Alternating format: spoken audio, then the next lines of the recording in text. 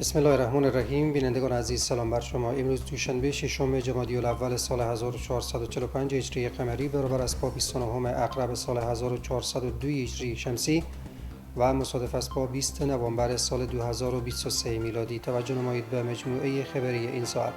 در آغاز سرخط خبرها.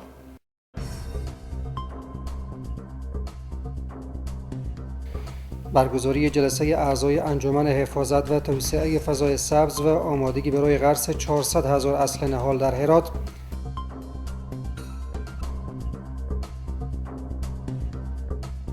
آغاز کار عملی ساخت 730 خانه از سوی امارت اسلامی در 3 قریه در ولسوالی رباطسنگی برای زلزله زدگان.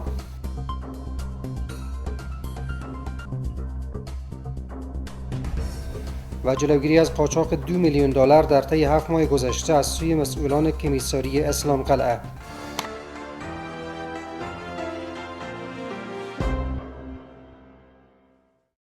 مشروع اخبار. جلسه اعضای انجمن حفاظت و توسعه فضای سبز تحت ریاست والی هرات برگزار گردید. در این جلسه برنامه عملیاتی انجمن برای سال 1402 تشریح شد. در این برنامه عملیاتی که در 20 ماده ترتیب گردیده قرار است امسال در 13 نقطه مختلف شهر و حومه آن به تعداد مجموعی 400,000 اصل نهال غیر مثمر و مختلف النوع غرس شود. شیخ اسلامجار والی هرات ضمن با اهمیت خواندن ایجاد فضای سبز و غرس نهال در مورد انتخاب مواضع و هماهنگی ادارات و نیز راه‌های تمویل کننده طرح مذکور هدایت مشخص داد. قابل یادآوری است که انجمن حفاظت و توسعه فضای سبز هرات به ابتکار مقام ولایت و به رهبری ریاست شهرسازی و مسکن و با عضویت ریاست‌های حفاظت محیط زیست، شاروالی، زراعت، آبرسانی و ریاست پانتون هرات تشکیل شده است. قابل ذکر است که این انجمن پلان عملیاتی میان مدت خویش را در ارتباط به حفاظت و توسعه فضای سبز ولایت هرات ترتیب نموده و قرار است طی یک محفل جداگانه تشریح، تصویب و وظایف هر نهاد مشخص گردد. کار عملی 730 خانه از سوی امارت اسلامی در 3 قریه در ولسوالی رباطسنگی هرات آغاز شد. مسئولان کمیسیون رسیدگی به زلزله زدگان هرات میگویند که کار این خانه ها در مدت 1.5 ماه تکمیل و قبل از رسیدن زمستان در اختیار زلزله زدگان قرار خواهد گرفت. از سوی هم شماری از زلزله زدگان با استقبال از آغاز کار عملی خانه هایشان از سوی امارت اسلامی اظهار امیدواری می‌کنند که قبل از فرارسیدن فصل زمستان به خانه هایشان نقل مکان کنند. محمد جمعه رضایی گزارش می‌دهد. آغاز کار عملی بیش از 300 خانه از سوی امارت اسلامی در قریه رباط مرزای ولسوالی رباطسنگی هرات به گفته مسئولان کمیسیون رسیدگی به زلزله‌زدگان هرات در مجموع 730 خانه در 3 قریه این ولسوالی ساخته می‌شوند که هزینه اعمار هر خانه در حدود 1,80,000 افغانی می شود. دا رباطسنگی رباط مرزا کلی ده دغه رقم نور کلی هم څه نړیدل دي دغه لپاره هم د نن د کورونو افتتاح کیږي او 210 کور به جوړیږي. څو شپې مخکې هم تاسو شهیدان واسطه تقریبا د 900 کورونو افتتاح وسوله او دغه کورونو کار روان سو. این مسئولان به شهروندان اطمینان میدهند که تمام خانه های آسیب دیده از زلزله در سطح ولسوالی ها و شهر سروی و ساخته خواهند شد. زموږ ملي تجاران او صنعتکاران دا یو د دوی څخه غوښتنه کوو چې د حمایه کې اسلامي امارت مشرتابه دا هوډ دا وعده کړې ده چې مهاجرونو ته هم لاسرسی کوي، کارو ته به لاسرسی کوي، هم به دغه زلزله پلو به کوي. کار تاتاب سنگکاری که به مارک 151 به تناسب 4 اجرا می‌گردد که ما او را به نام درای پیچینگ میگی، یعنی به طور اساسی که مثلا همون موادی زیاد مندازنه و سنگ مندازنه به نام درای پیچینگ تعداب زی است. بعد از تعداب خشکاری شروع میشه که به ارتفاع 2 متر 50 سانت به عرض 35 سانتی دیوار زی است که این خانه شامل 2 تا اتاق، 1 دهلیز می باشد، 2 تا پنجره و 2 تا دروازه دارد.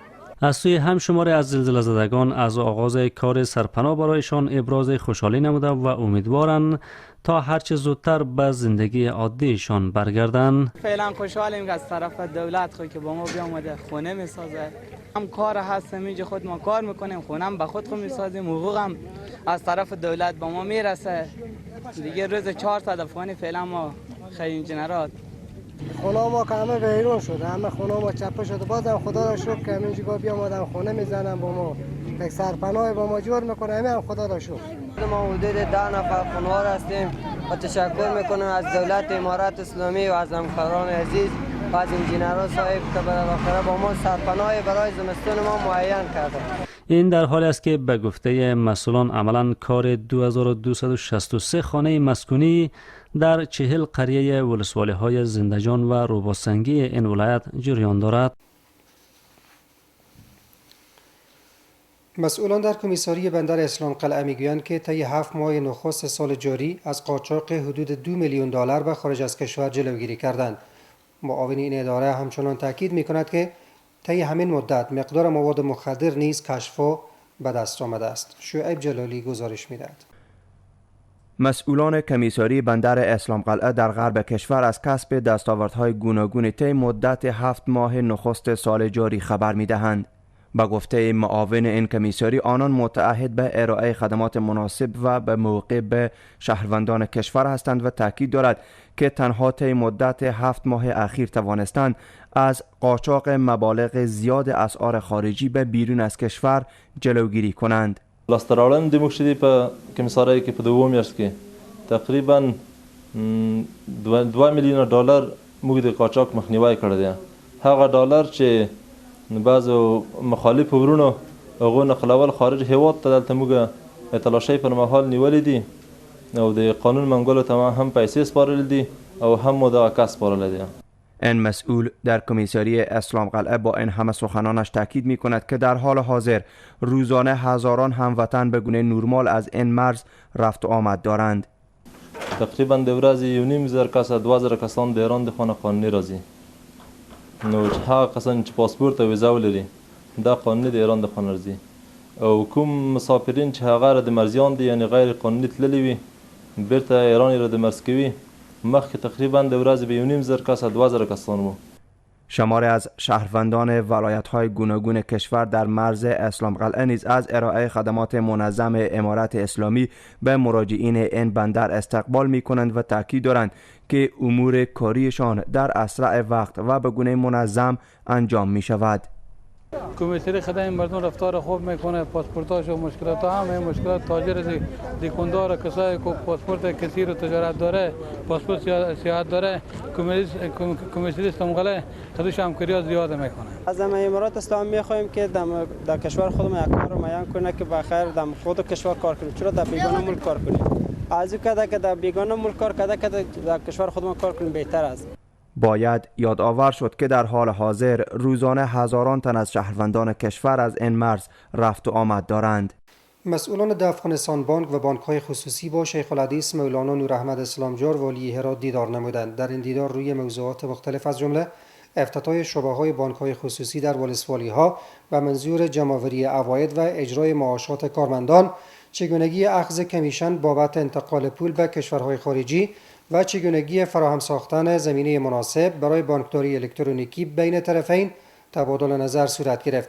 در اخیر نشست فیصله گردید که مسئولان بانک‌های خصوصی 20 روز بعد در رابطه به موضوعات مذکور پروپوزل‌هایشان را ترتیب و با والی هرات شریک سازند. مسئولان کمیسیون رسیدگی به زلزله زدگان هرات میگویند که کار ساخت خانه‌ها در برخی مناطق زلزله زده 80% پیشرفته است. این مسئولان در بازدید از جریان ساخت خانه‌ها در مناطق سیاه آب و نایب رفیع تاکید دارند که تا قبل از سرمای زمستان خانه‌ها برای متضررین زلزله تحویل داده می شود. در همین حال مسئول پروژه ساخت خانه‌ها در منطقه سیاه آب میگوید که در 2 شیفت شب و روز کار جریان دارد و تلاش می شود تا خانه‌ها هر چه زودتر تکمیل و به مردم تحویل داده شود. محمد جمعه رضایی جزئیات می‌دهد. مسئولان کمیسیون رسیدگی به زلزله زدگان هرات در بازدید از بعض مناطق زلزله زده میگویند که کار ساخت خانه‌ها در بعض مناطق تا 80% پیشرفته است. آنان تاکید دارند تا قبل از رسیدن فصل سرما این خانه‌ها به مستفیدین تحویل داده شوند. کوشش کوو تر سخت خونو مخته د تداکورونه وسپارل سي او د خپل بودو باش کې وکي. امیدم دې است چې د زلزلې هغه لوی مشکل سي هغه کورون دي هغه حل سي او د خلک بیرته خپل عادي ژوند ته راسي. این مسئولان همچنان با بیان اینکه کلینیک، مکتب و مسجد نیز در کنار خانه‌ها ساخته می شود میگویند که رهبری امارت اسلامی تلاش میکنند تا آنچه را به مردم زلزله زده تعهد دادند به آن عمل کنند. در 80% کارایش تکمیل شدگی است و ان شاء الله در روزهای نزدیک شاید به هم با خانواده تسلیم شود، سپرده شود. و در نزدیکی کاریجات دیگه هم است که کچکال نام داره و کریه کشکک است، کریه نایب رفی است، در نزدیکایش کریه وردگاه است. اونا هم کارایش نزدیک است به اینکه زود تکمیل شود و به مردم سپرده شود. در همین حال مسئول پروژه ساخت خانه ها در منطقه سیاآب از تلاش ها به منظور تکمیل هرچه زودتر این خانه ها سخن گفته و تاکید دارند که در ساخت خانه ها از بهترین مواد با کیفیت کار گرفته شده است. هر روز ما در سایه هم تست های کانکریتر داریم، تست سلام، تست سلندر تست ها، مکس دیزاین داریم و هیئتی هم که از طرف کمیسیون موظف شده در این قریه کارهای ما را تعقیب میکنم و همراه ما مشوره دارم. ما الان خود از ما که کلا نزدیک 11 سال خود ایران کار کردیم که کلا کار از ما ساخت و ساز بوده. الان نگاه میکنم مثلا کار اینجا خیلی عالی است، خیلی محکم پیشرفت میکنه. به اینجا ما روزانه تا 5 تا صف رفت میکنیم، از این رنگای اینا تا 15 الی تا 20 دانه رفت میکنیم. ستون هم تا به اندازه زیاد، یعنی 60 70 تا ستون اینا هم رفت میکنیم. سنکری هم هست اینجا با صفی هست، دوجاله خیلی خوب کار میشه، حتی به شهر هم کار نمیشه، حتی به ایران هم کار نمیشه دوجاله. قرار است در منطقه سیاآب 225 بابخانه برای زلزله زدگان این منطقه ساخته شود که باشندگان آن بیشترین آسیب را در زلزله 15 میزان متحمل شدند. فعالیت کمیته های کمیسیون رسیدگی به مشکلات مهاجرین در بندر اسلام قلعه ادامه دارد. کمیته خدمات و امور صحی، کمیته بایومتریک، ثبت، تثبیت و استقبال، کمیته ترانسپورت و انتقال، کمیته مالی، کمیته اطلاعات و آگاهی عامه در بندر اسلام قلعه فعالیت روزانه داشته و برای مهاجرین برگشته به وطن آماده خدمت هستند. عبدالله قیومی، آمر امور سرحدی ریاست امور مهاجرین میگوید که اکنون روند برگشت مهاجرین به وطن به گونه نرمال است و تمامی کمیته ها در این بندر به گونه 24 ساعته فعالیت می کنند.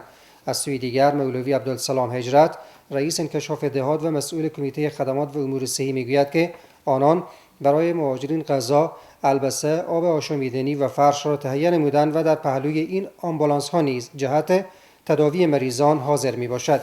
با این حال مسئولان کمیته بایومتریک میگویند که آنان از آغاز فعالیت کمیسیون تا کنون در این بندر روزانه 10 خانواده را بایومتریک نمودند. کمیته اطلاعات و آگاهی عامه نیز با حضور در بندر برای مهاجرین برگشته برگاه‌های خوشامدگویی توزیع نموده و با نمایندگان کمیته‌ها نشست‌های را به هدف خدمت بهتر برای مهاجرین انجام دادند. شایان ذکر است که روند اخراج مهاجرین از کشورهای همسایه آغاز گردیده که همزمان با آن نظام امارت اسلامی افغانستان جهت رسیدگی به مشکلات آنها کمیسیونی را تشکیل داد که در هر ولایت مرزی کمیته‌های را دارا میباشد. شایان ذکر است که روند اخراج مهاجرین از کشورهای همسایه آغاز گردیده که همزمان با آن نظام امارت اسلامی جهت رسیدگی به مشکلات آنها کمیسیون را تشکیل داد که در هر ولایت مرزی کمیته‌های را نیز دارا میباشد. بینندگان عزیز، این بود مجموعه خبری این ساعت. توجه کنید به وضعیت هوای شهر و چند ولسوالی هرات. بینندگان عزیز، درود بر شما. وقت بر همگی شما بخیر. توجه فرمایید به وضعیت هوای شهر هرات و چند ولسوالی آن. سه‌شنبه شهر هرات نیمه ابری، بلندترین درجه حرارت 25، پایینترین 13 درجه سانتیگراد. غوریان نیمه ابری، بلندترین درجه حرارت 26، پایینترین 13 درجه سانتیگراد. کرخ نیمه ابری، بلندترین درجه حرارت 21، پایینترین 9 درجه سانتیگراد و همچنین پشتون زرغان نیمه ابری، بلندترین درجه حرارت 24، پایینترین 12 درجه سانتیگراد. و در پایان مرور مجدد داریم بر سرخط خبرها.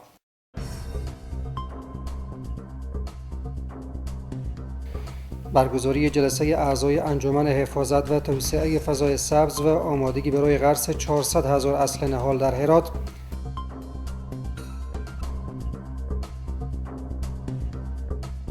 آغاز کار عملی ساخت 730 خانه از سوی امارت اسلامی در 3 قریه در ولسوالی رباطسنگی برای زلزله زدگان.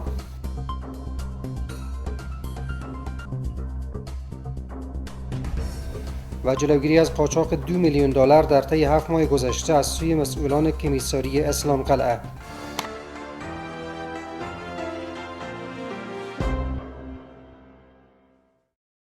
بینندگان عزیز از توجه و همراهیتان به مجموعه خبری این ساعت سپاسگزارم. وقت بر همهتان خوش. خدا نگهدار.